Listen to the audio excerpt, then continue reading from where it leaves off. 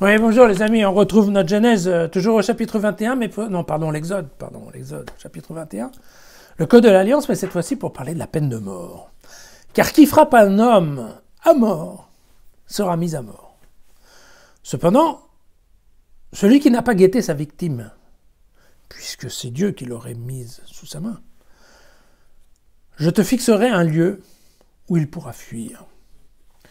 Mais quand un homme est enragé contre son prochain au point de le tuer par ruse, tu l'arracheras même de mon autel pour qu'il meure. Et qui frappe son père et sa mère sera mis à mort. Et qui commet un rapt, qu'il ait vendu l'homme ou qu'on le retrouve entre ses mains, eh bien il sera mis à mort. Et qui insulte son père ou sa mère sera mis à mort. Voilà. La mort pour qui donne la mort, pour qui frappe ses parents, pour le preneur d'otages. Et puis dans une rédaction un peu plus tardive, pour qui insulte, pour qui maudit ses parents. Et là, encore une fois, évidemment, quand on lit ça comme ça, bon, il n'y a pas l'abolition de la peine de mort dans l'Exode, ça c'est clair. Mais, et c'est intéressant, c'est quand même une loi qui est plutôt assez cool pour l'époque. Pourquoi? Parce que, je vous rappelle quand même que, pour ceux qui ont lu la Genèse avec moi, on se souviendra peut-être quand même que, au chapitre 4, eh bien, Caïn, c'est Dieu qui en parle lui-même, Dieu dira que la mort de Caïn sera vengée 7 fois, et Lamech dit que sa mort à lui sera vengée 77 fois. Donc, à l'époque, on était plutôt dans une spirale de violence tout à fait abominable, parce que exponentielle, vous voyez.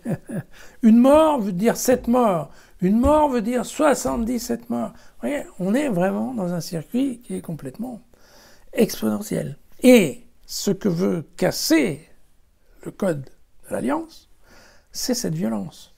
En disant non, okay, dans ce cas-là, okay, une mort, une mort. Et on va voir bientôt la loi du talion, on en est proche. Mais, et une raison de plus de voir ce code de l'Alliance comme une ouverture, vous voyez qu'ici, il y a une petite porte qui s'ouvre sur la préméditation.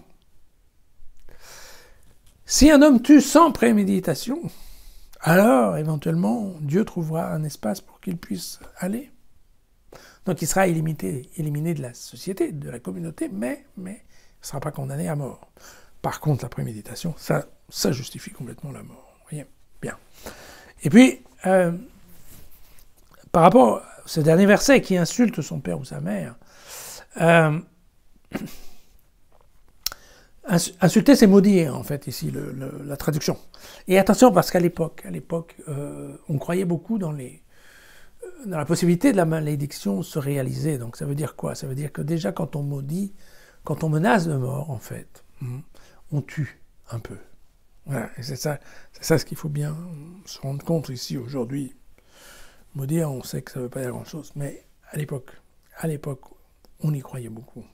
Et donc, c'est bien pour ça que on considère que la mort est déjà la réponse à quelqu'un qui souhaite la mort d'un autre. Voilà.